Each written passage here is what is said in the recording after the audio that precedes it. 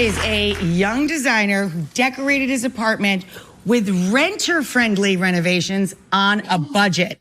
That's a really popular category, especially here, like in New York City. It's always a concern for everybody. Oh my gosh, I can't put a hole in the wall, you know? He says you guys can do all of these tricks too. Check him out. Hi, my name is Drew Scott. I am 27 years old and I live in Los Angeles, California, and I redesigned my apartment in a couple of rental-friendly ways. Believe it or not, I learned to do renovations all through YouTube. I feel like YouTube is such a great platform for learning absolutely anything from anybody. I started making over spaces throughout the apartment and just sharing them on my YouTube channel. There's a ton of ways you could totally transform a rental-friendly space and make it your own. For example, paint can go a long way, and I feel like a lot of people think paint is not rental friendly, but as long as you paint the wall back to the color that it was originally or something pretty close, you're honestly probably fine. I also feel like putting stuff on the walls, anything that adds visually to the walls, I also feel like is a great way to enhance a rental. A lot of the window trim in the apartment is black, but the actual little cross panes are white. So a little tip is to actually use electrical tape to cover up or even create panes on your window. So let's say that this didn't even have, the cross panes. You can easily add them with some electric tape. I just think it gives such an elevated look to your windows.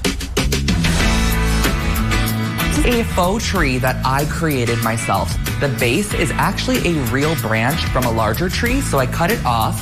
I cemented it into a pot, and then I went ahead and I went to Michael's and got a bunch of little leaf branches, and I just cut them into pieces and just glued them around the tree where I wanted to add fullness, and I created this faux tree for under $25. And another fun tip for any faux tree, if you have one, is to make sure to grab a larger pot than what you have tree-wise, and you can fill the pot with cans, or you can fill it with old baskets, or whatever you have to put in the bottom. Put some moss on top, and it's gonna elevate the height of your tree without having to buy a larger faux tree, which as you go up in height costs you so much more money.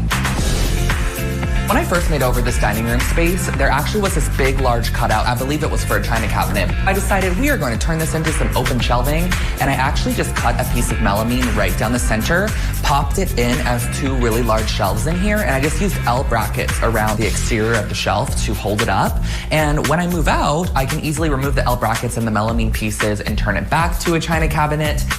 I love this area. It's one of my favorite focal spots in the apartment. If you like floral arrangements in your home, I always get a large vessel. I'm popping a bowl just down in the bottom, and then I always use a glass vase full of water. That way we can style our stems inside. It's not gonna get the terracotta wet, and it's also going to allow our stems to stay connected a little bit more. And I think it looks so nice. Some of you might think these are some gardening shears, but these are actually called miter shears, and this will give you the look of wall molding. You put your trim in there, you chop it, and you put it on your wall. You can use Velcro, peel and stick strips if you wanted to, or you can just use some tiny little finishing nails. When you go to remove it, you can just patch it up easily. And I love how easy it is without having to use any power tools at all. I'm most proud of probably just the overall feeling you get when you're in here. Like, it really does feel such like a designed and thought out space, and that's something that I love when I'm walking through during like golden hour and the sun shining through. Everything just shines in the light. That was amazing.